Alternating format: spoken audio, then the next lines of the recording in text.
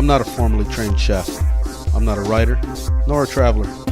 I'm simply that guy that for whatever reason gets the phone call when you burn Thanksgiving turkey. I'm obsessed with the preparation, presentation, and consumption of food. I'm Ozzy Hernandez, and maybe I can teach you something.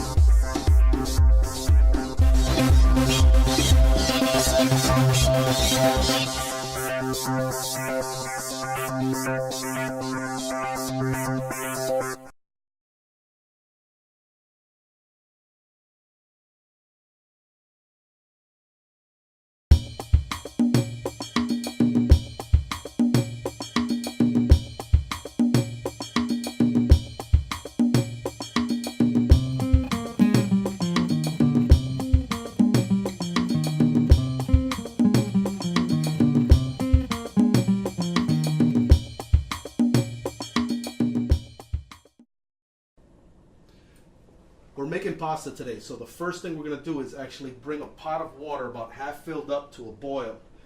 And let it get up to a boil before you actually put the pasta in, because if not, the pasta is going to end up cooking way too much. And you don't want the pasta to be soggy. You want it to actually be al dente or a little bit chewy. So we've got a skillet over here next to our boiling water. We've put it up on high. It's already starting to get warm. We're going to saute some sausage.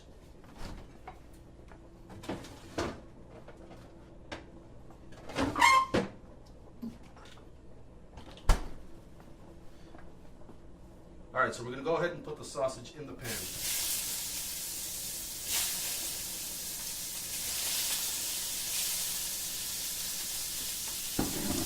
Want to make sure none of these are touching each other.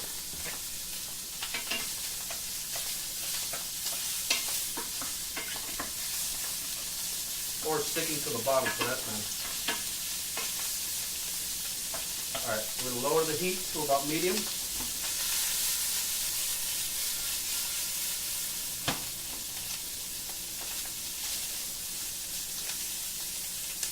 We're going to let those sweat for a little bit.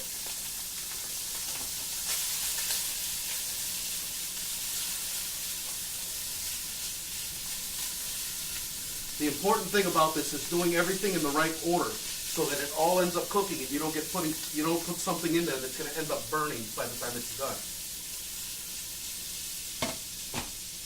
There we go. That's sauteing nicely. Now we need some garlic and some onion. Chopping garlic is probably the trickiest thing you're going to do here. Okay, what you want to do is you want to rub your thumbs through it, getting all that skin off, so that you can actually get these cloves out. And we should probably use, two large cloves. Let's see. Alright, there's one, there's two. Alright, so let's get any excess off of it.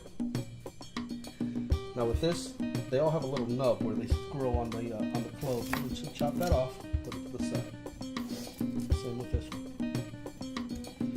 And a curious thing about garlic, it doesn't matter how big the clove is. A little clove of garlic and a big clove of garlic usually taste exactly the same. They'll have the same amount of flavor. Okay, so actually the bigger garlic is lighter in taste than a small clove. Okay, we're gonna put it flat. Put your knife against it, palm down. Hold it steady and press down. And all you have to do is lift it out and it pops out. There's one. The other side. There's two. Okay, now I'm going to give it a coarse little chop, but it really doesn't matter how. Okay. So there's slightly smaller pieces. See, those pieces make. Put a pinch of coarse salt on it. And we're going to smash it in. Okay? Give it another chop.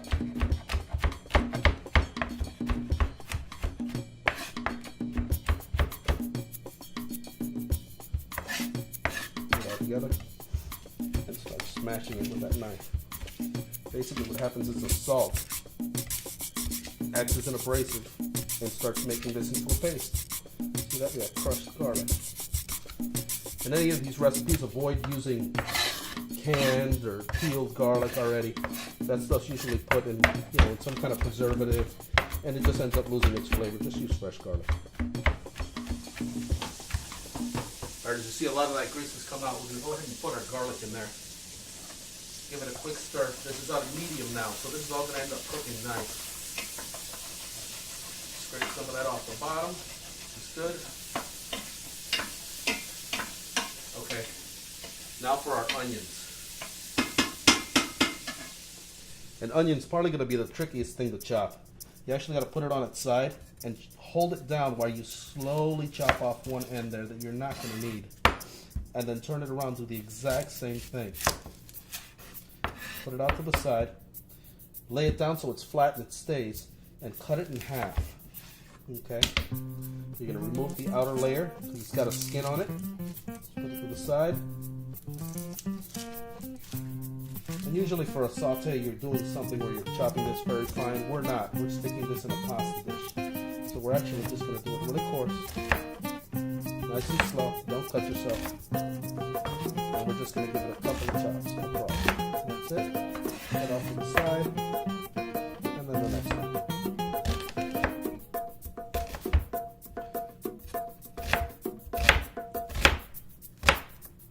And there we go. Alright. And this is ready to go in.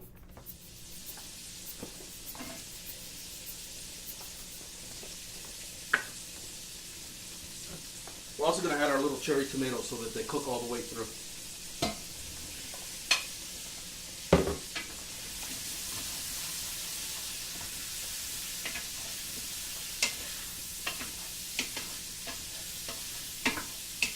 Even though this is going to end up looking impressive, it's something that cooks actually very, very quickly.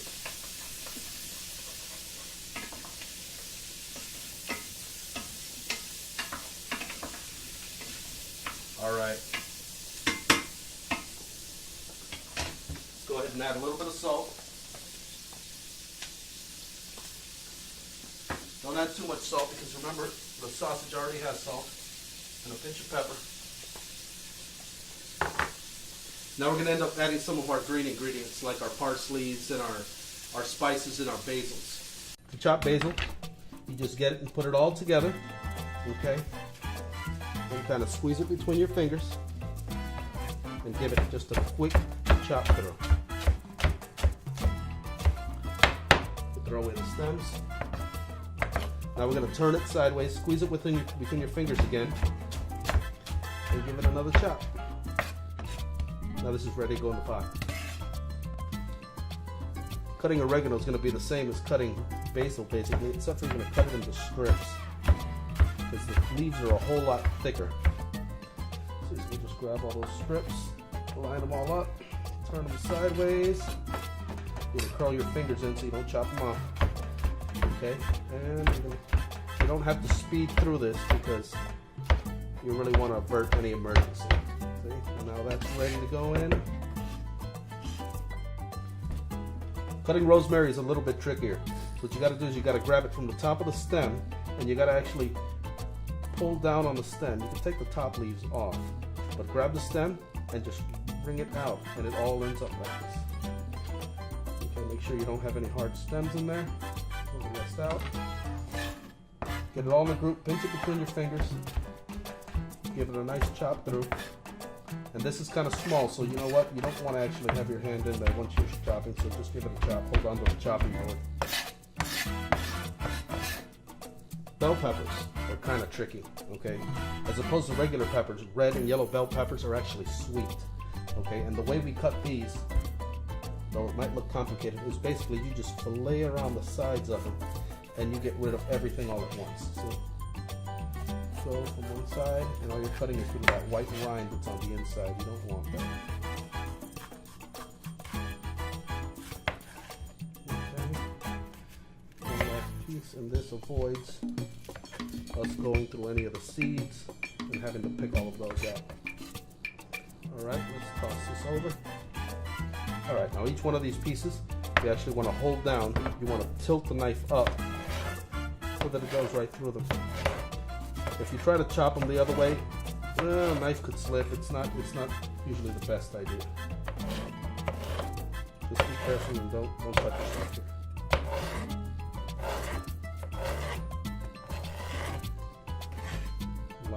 poke there.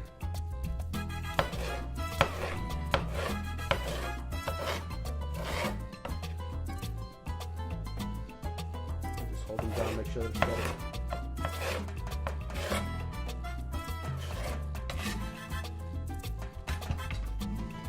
I'm going to grab all of them, turn them sideways. We're just going to give them a quick chop course. Remember, this is called penna rustica, so it really is rustic. Alright, our red one is done. Same thing with the yellow one. Okay, now it's time for some parsley. A lot of people think that parsley is a garnish, but it's not. It actually is a really, really important flavor when you're looking at Italian food. So you want to tear off a bit of it. Just hold it like that between your hands. Okay, and we're going to smash it down. Okay, and usually the tighter you smash it down, the easier it's going to be to run a knife through this. Okay, mind your fingers. Nice and slow. That's good. This is the last thing we're putting in because we really don't want it to wilt up too much, but yet still flavor the pasta. Alright, so let's put this in here. Go ahead and we'll add our basil in there.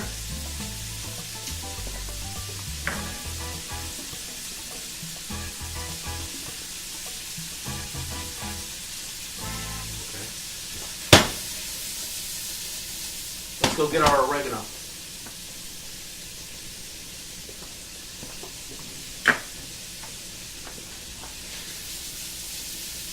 And finally, let's get some rosemary.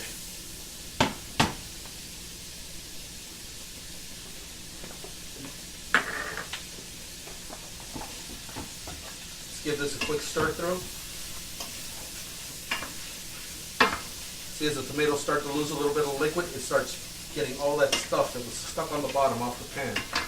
And you want that stuff because that stuff is all flavor.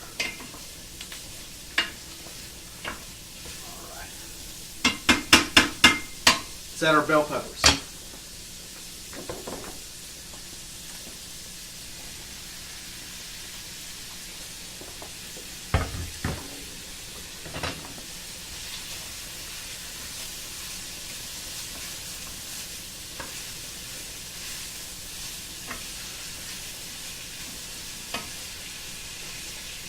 See, meanwhile, we put the sausage in here first. It's been cooking the whole time. It needs to cook longer than the peppers or the tomatoes or anything else.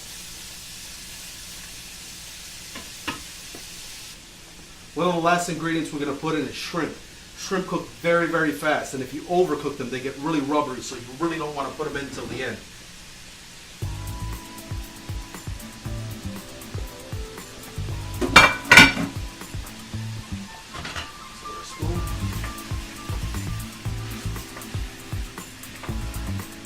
You're going to see that within a couple of minutes, they're all going to turn pink.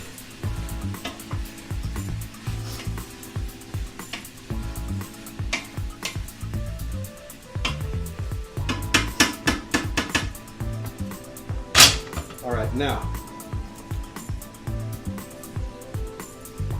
we're going to add 2 tablespoons of water on the bottom of that pan.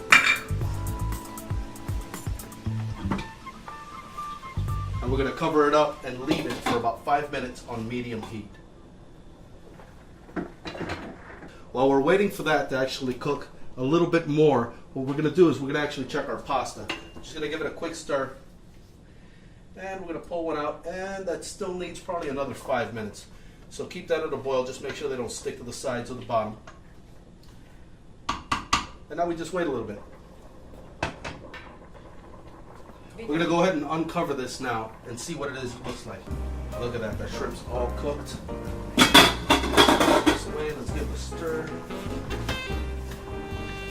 See, all those juices that came out of those vegetables are perfect because that's actually what's going to end up melting the cheese that we put in this after.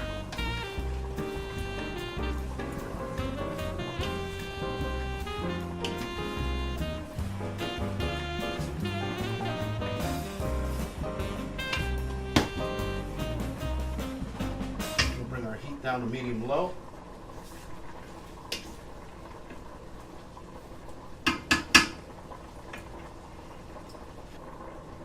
Basically at this point we're ready for the pasta.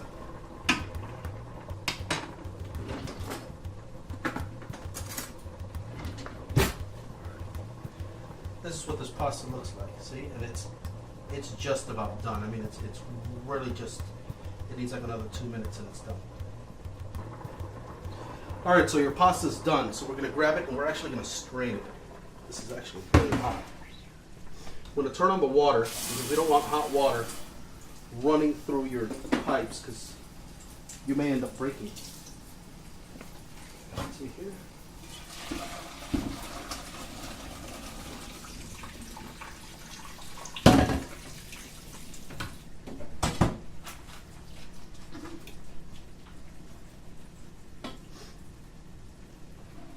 You want to do this immediately because if you leave this pasta for too long, the starches in it will actually make it stick together. So we're going to add this in there.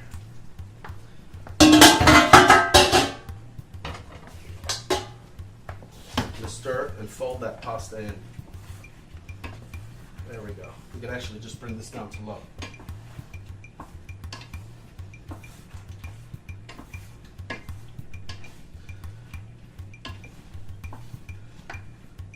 Okay, we're almost done. We're gonna get some parsley now while that sits there. And this parsley is gonna make everything taste nice. It's gonna complete the flavor. And again, we stir that in. We don't add this before because we really just want to wilt it.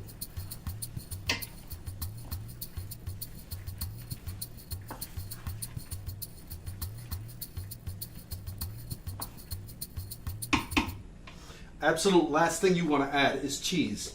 And for this recipe, I got a pound of grated cheese, and it's a mix. It's Asiago, Romano, and Parmesan. So we're just going to add that. You'd actually just add all of it in there. And we're going to stir it in on the low heat. See, now this is going to mix with all the liquids in there, and it's going to end up melting nicely. Avoid using mixes that have mozzarella because mozzarella will end up leaving this looking like a bunch of spider webs are on it because it's a very stretchy and stringy cheese.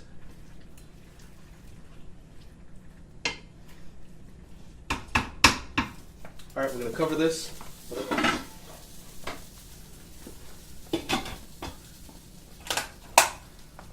going to cover that for maybe about 2 minutes and we're ready to plate. You ready? All right, so there we go. We got a bowl. Crumble a little bit of goat cheese over the top of it.